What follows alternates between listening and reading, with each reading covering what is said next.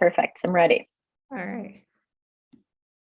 Hi, thanks for joining us. My name is Rebecca Martin. I am the founder and managing editor of CinemaFest magazine. And I am so excited to kick off our Chicago International Film Festival coverage with filmmaker Mercedes Kane about her documentary, Art and Pep. And so could you start by talking about like what the film is about and also how you got into the project? Yeah, of course. So Art and Pep is a film about Art Johnston and Jose Pepe Peña, who have been a couple for 50 years. They own one of the largest and most well-known LGBTQ bars in the country, which happens to be in Chicago, called Sidetrack. They've owned that for 40 years. They have been civil rights leaders for, LGBTQ rights, community leaders, activists.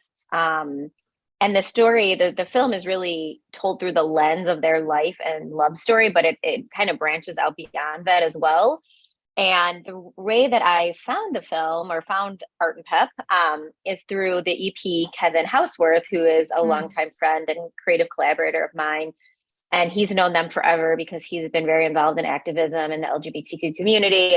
And he and I were just like having lunch one day, and he started talking about them and sort of just started talking about some of these very Chicago stories of how they went, how they like attacked and got progress made in the city and in the state.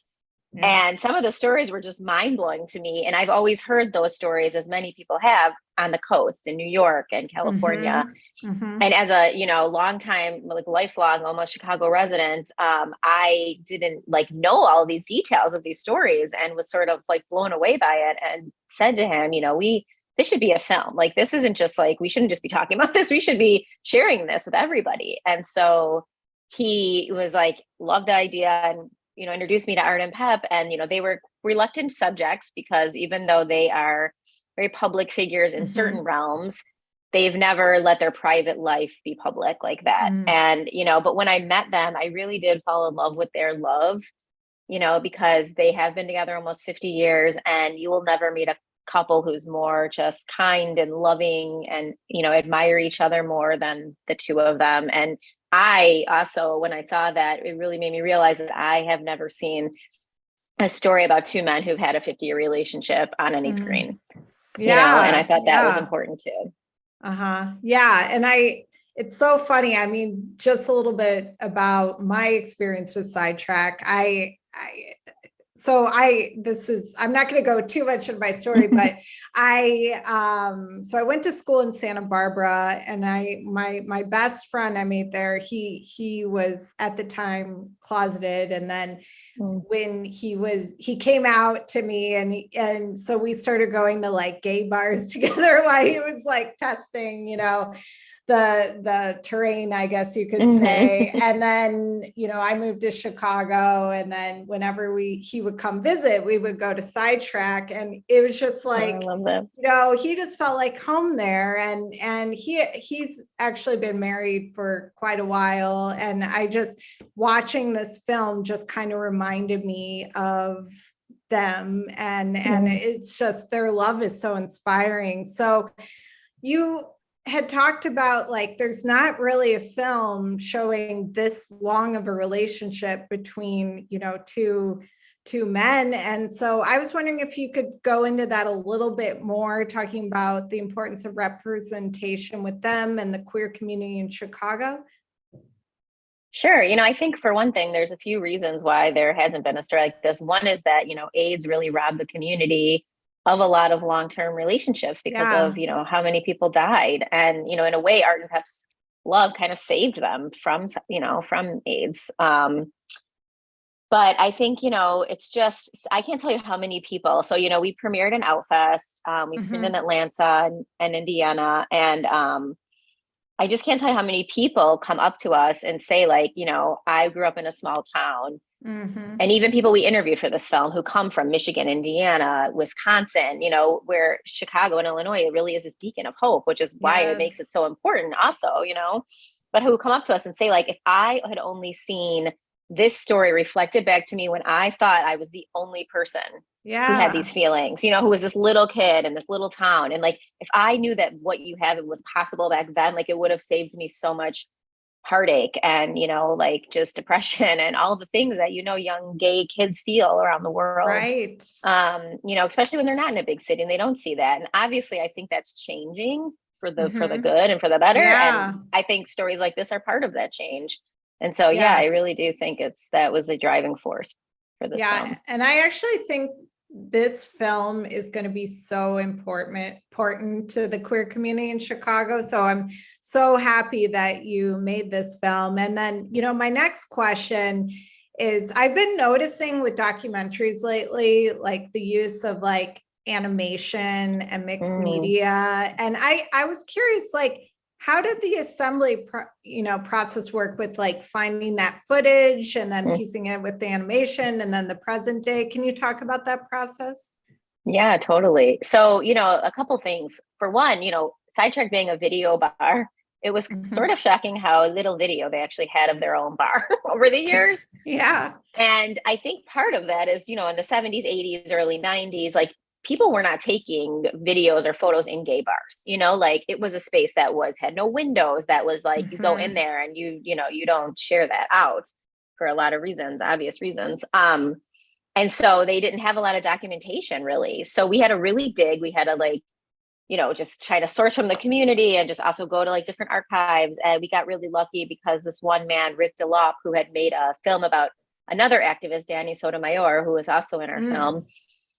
He had made this documentary in the 90s and we got so much of his footage. It didn't really have inside bar stuff. We found some of like the inside bar stuff just like on old digitized VHS tapes that it was just like inserted somewhere. It was like somebody was like walking around with a camera and happened into the bar and took some footage and no one even knew it existed. It was so interesting. Yeah. But when Art and Pep and all the members of their community that we spoke with were telling these stories, like their recollections were so vivid. And I was like, I could picture what they were saying in my head, but I also knew that, we didn't necessarily have the archival to support that vision. And I wanted to make that vision come to life, art, is like a masterful storyteller. And so as much as you could imagine, bringing that to life visually to me was just so important. And so I really, from the beginning, had this, like something in my mind that was just like, we need to take what we do have and we need to like bring that world to life, of the past and all those colors, and all of those situations. And so, we had enough archival pieces that we could, I think, bring that together in this really sometimes humorous way, sometimes really devastating way, with some of the AIDS stuff. So I think it worked pretty well. And I think it was cool for Art and Pep to see it because it really is like these stories that they've been telling, like now we've brought them to life, and they have this kind of new, like life that they have. So that was really a neat process. Yeah, that's great. And I mean, you already kind of touched on their relationship, but what are the qualities that you kind of admire with them? Because their relationship is so beautiful and inspirational to other couples. Can you talk about like, I guess what you admire from like their relationship? Yeah. Yeah, of course. It's interesting too, because as you know, from watching the film, COVID happened to us while we were filming. And that sort of took us down this totally different path. I think it made the film stronger and enriched it in a lot of ways, even though I wouldn't have wished it on anybody. But it also created this really deep bond between us, and Art and Pep. I mean, we were kind of like in this bubble with them. And they really are like part of my chosen family now. I mean, 100%. And so I think even the getting to know them through that process and like building that trust and just seeing like who they are, like in their deep down insides, made me admire them even more than I already did. And I think the qualities are, I mean, for one thing, they just have this, like, they really like put the community first. Like they put other people in their life. They're always thinking about that. They're always thinking like, how can I make someone's life better? Whether it's their employees, their family, their friends, the larger community. I mean, it's just like, you don't always meet people who that is really at the very forefront of their mind. And that is who they are. And they also treat each other like that, And so it's just beautiful. And I think it took people like that to make the change that they did, and to inspire others to do it too. Also, being at these screenings, I cannot tell you how inspired people are meeting them, and like art will be in the Q&A just galvanizing like the next generation, you know. It's just, and it's so energizing. People get really worked up and it's just incredible. So that quality too, it's, you know, it's just incredible. Yeah. Are they going to be coming to the screenings at the Chicago International? Okay, awesome. Yes. I do have some questions for you about being a filmmaker and everything, but can you talk a little bit about when the screenings are happening? And, you know, I obviously have a link where people can buy tickets, but just, you know, tell people like, you know, and yeah, so. Yeah, totally. So we are screening on Thursday, October 13th, which is in just a few days. Yeah. At 6 p.m. at it's, you know, Chicago International Film Fest, but it's the AMC River East. Nice. And then following that, there will be an after party at Sidetrack. Oh so my that'll God. be really fun. I know. That's going to be like just awesome. So celebratory. And then Sunday we screen at the Chicago History Museum, which is also really cool. And then we are going to all kind of end up back at Sidetrack, but it's not necessarily a formal party. But everyone will be welcome, as they always are at Sidetrack. Yeah. So we're really excited. Yeah, we'll have Art and Pep there. We'll have a bunch of the crew there. So many members of the community will be there, you know, some well known. So it's going to be a really like a homecoming. I really think. I'm very excited about it. That's great. And then can you talk a little bit about the crew you worked with? Yeah, absolutely. So like I mentioned, Kevin is our EP, Kevin Houseworth. And he, you know, is just so great. He's so connected to the community. One of the producers is Nate Fryman, who's been, lived in Chicago a long time. Sangmin Lee was our director of photography and a producer. And then, you know, a lot of the other crew positions were really just, you know, almost all LGBTQ and a lot of younger people. And I think, you know, that too, it was like when we were filming the interviews or just certain scenes, I could see these younger members of the community just sort of like so engaged and afterwards asking Art and Pep questions. And that too is when I realized like this film is so important because the younger generations don't necessarily know all of this history. They don't know how bad the fight was, you know, they don't know what everyone went through. And also, you know, the fight isn't over, especially as we know now. Right. I think the significance of this film got a lot larger in the recent, months. And, so I think it's just like, that's, made me realize how important this is. And I think continuing at the film fest, I keep realizing it, meeting all these young people.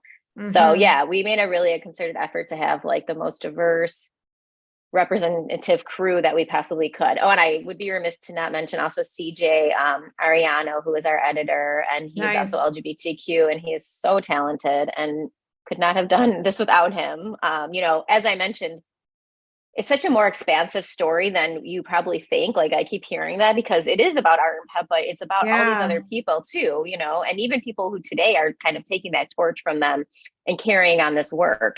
And our sort of guidepost was that this was needed to be through their lens, through the lens of their love and their story, but that it was an expansive story.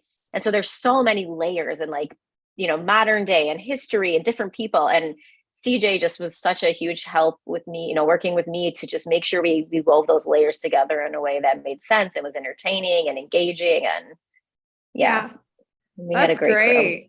That's great. Yeah.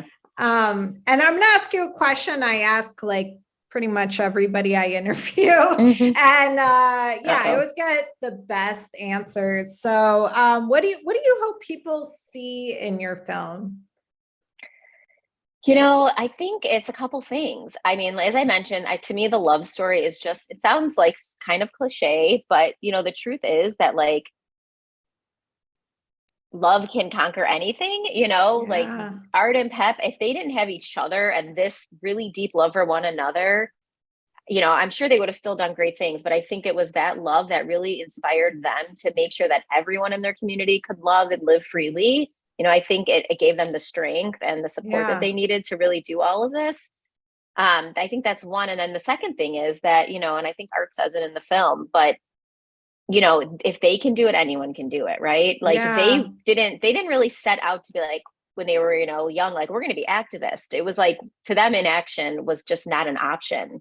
Right. And so they just were like, we need to make this change. We need to be the change, that we need. and they just did it. They didn't like overthink it. They did it, you know, they just like went forth. And so if there's something that you believe in, you know, and that you think the world needs to have a change, like you should just do it. Anyone can do it, you know? And I think that they're living proof of that. Yeah, that's awesome.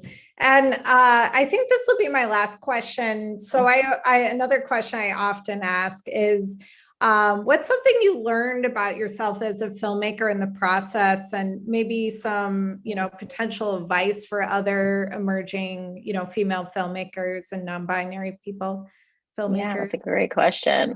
You know, I mean, I often tell people, because this happened, you know, during COVID, I have 2 small children, you know, I hustle and, you know, take on corporate work. And, you know, this is how filmmakers kind of live oftentimes, it's like a constant hustle, but this was like an added huge weight on, I think, so many people. And like, you know, so I'm always like, I directed a feature-length film during a pandemic while raising 2 children and working other jobs. You know, it's almost like, but you know, people have asked me too, like, how do you do it? And it's just like, almost like Art and Pep, like, I'm just so compelled to, like, I'm just so compelled to tell these stories and get them into the world that I just sort of get tunnel vision. And so I think, again, it's a little bit similar in that, like, if you want something bad enough, you just like find a way to make it happen. Yeah. You know? Yeah. And I think I would also say, similar to them, you also need the support system, you know, like you need people around you who can help you make these things happen. And so I think my advice for a filmmaker would be to like have that village, you know, because it really is so important. Yeah, that's great. I love that. And are there any projects that are coming up, like new projects that you want to talk about? Or, you know, we could focus on Art and Pep, but I didn't know if there was anything coming up. You know, I just finished a film that was actually a collaboration with a company about HBCUs. I actually recently moved to Atlanta like a year ago. Oh, wow. Okay. Yeah. And so I was kind of hired to make this film, but it's about the history and significance and importance of historically Black colleges and universities. And it was a great opportunity because I got to, you know, again, we made sure we had a very diverse crew, and I got to meet so many people in Atlanta and just kind of start working with that community, which is different, but also, you know, in some ways similar to Chicago. So that's been really exciting, and I'm not sure where that's going to end up, but I'm very proud of it. And then the other thing I'm doing is I'm actually getting another MFA degree in narrative nonfiction writing. Wow. Okay. At University of Georgia. Wow. You know, that's amazing. It's great. It's an incredible program. I feel so lucky to be a part of it. And, you know, because I do a lot of writing also, and I do a lot of writing for other people. And so I look at this kind of as like a documentary on paper, you know, it's just kind of a different way. And the nice thing about it is you don't need like a lot of equipment and a whole crew. Like, I can just sort of be doing this on my own, which is a nice, you know, I mean, I don't think I'll ever give up making films. They're like my heart, but I also would like to balance it a little bit, you know, again, back to that balance. Right. So, no, I hear you. Oh, that's so great. And I'm just so excited for this film. And, you know, who knows, I'll see if I can come to the party on Thursday. Yeah, come to the party. Yeah, I love Sidetrack. It's so much fun. But yeah, thank you for joining me. So much. And you know, everyone who is watching, make sure to get your ticket. Yeah, and it's linked below. So thank you. Perfect. Thank you so much. Okay. All right, we're done. Okay, great.